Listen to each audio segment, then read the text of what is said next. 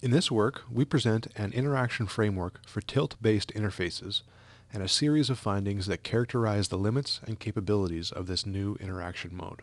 Tilt-based interfaces are becoming increasingly commonplace. The Nintendo Wii uses a handheld tilt sensor as the primary interaction device for games. Tilt sensors have many promising applications on handheld devices, such as unique interaction for games and as orientation sensors that automatically rotate images and video. We propose a framework for tilt-based interaction that identifies 5 main factors that can influence performance. These are the axes of wrist interaction and their range of motion, the method of control, rate or position-based, the discretization of raw tilt sensor values, the selection mechanism, and the method of feedback. In this work, we concentrate on characterizing the dexterity of movement and on evaluating methods of discretizing raw tilt values. Bending the wrist is known as flexion extension. On average, the maximum flexion angle is 60 degrees. Extension is the opposite movement and has an average maximum range of 45 degrees. Wrist rotation is known as pronation and supination.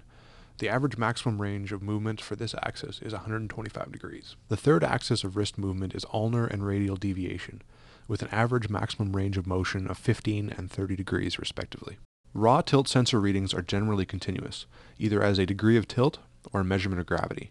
To be used as discrete input, the raw values must be manipulated, and there are several ways to accomplish this, including a straight linear division into discrete blocks or various nonlinear relationships such as the quadratic and sigmoid functions. In our study, we asked users to select a target using the tilt sensor by placing the PDA in a specific orientation, pressing a button on the PDA screen with their thumb, tilting the PDA until it reaches the correct position, and then releasing the button.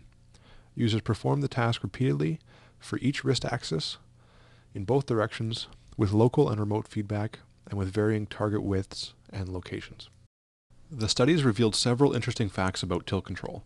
We experimentally determined the practical limit on target width and the number of controllable levels for each axis. We found that using a quadratic discretization function significantly improves targeting performance in terms of time and number of errors. Users found it much easier to select a target when the system used this function. And interestingly, we found that in general there was no preference for the direction of movement, that no part of the range of motion was easier to move to than any other, and finally we observed similar performance with remote and local feedback. In this video and the accompanying paper, we presented a framework for wrist-based interaction.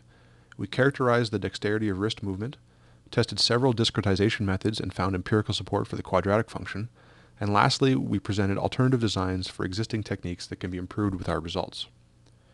Tilt-based interaction is a wide and important area, and the foundations presented in this work will help inform the design of future techniques.